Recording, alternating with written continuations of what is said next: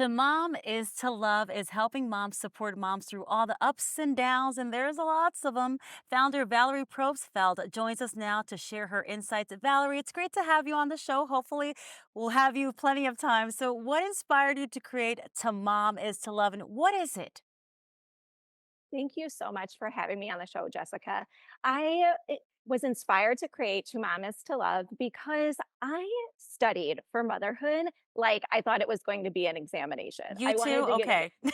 yes, absolutely. I was going to get an A plus. I'm not sure who was going to give me that exam, but I was going to rock it. And within 5 minutes of my baby being born, she went to the NICU and I had the illusion of control taken away from me. And I was like, what is this? I don't really know what I studied, but I didn't study for this. And I really felt like over time, over the next couple of years, time and time again, I felt like I just could not control as much as I thought I could control.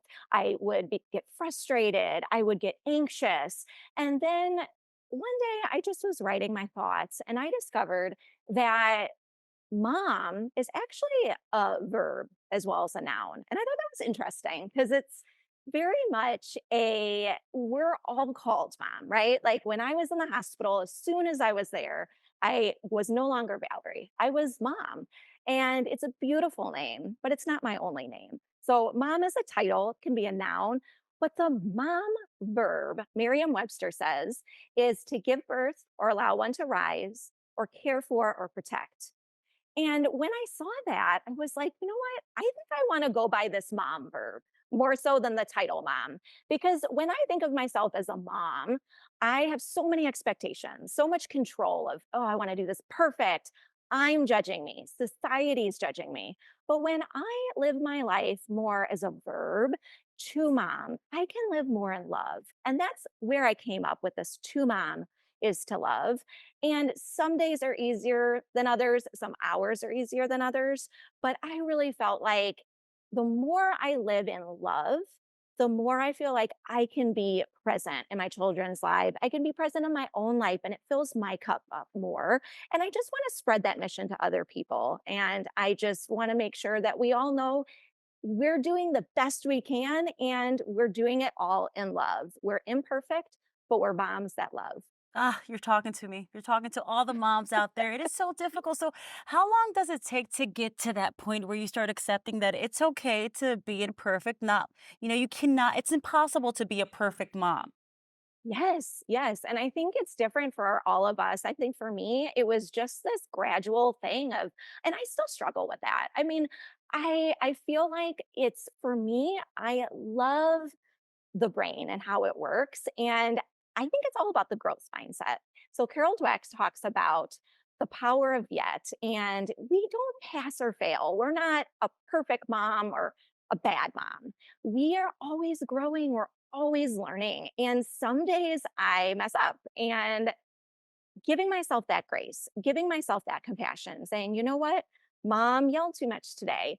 And here's what I'm going to work on. And I allow myself that grace. And I think it's really just knowing that we don't have to be perfect and life isn't perfect, kind of being mindful about that, showing gratitude. And that's all takes exercise. I mean, I definitely wasn't doing that at first, but now the more I talk on my podcast, the more I write, the more I talk with people, the more I feel like we all are doing this mom thing and we need to lift each other up and support each other because we are amazing and we have more power than we realize even though we are not perfect. Valerie, what are moms saying to you when they listen to your podcast, when they check you out on YouTube or on Instagram? Like, what stories are you hearing? Because it's like, ah, okay, we don't have to be perfect.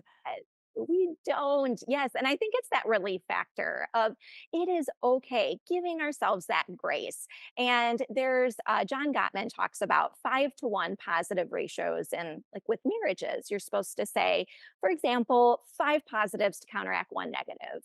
But what about with your own self talk? Like our own relationship with ourself also should deserve that compassion that, you know what, I didn't do something perfect just now, but let me counteract that with five positives. Let me think of something I can be grateful for right now, something I can be mindful for. In my background, I purposely like to have trees in the background because for me, it helps me kind of just get out of my own head and be mindful and meet my children, meet myself, meet my friends and family in the present moment. Because really, that's all we have.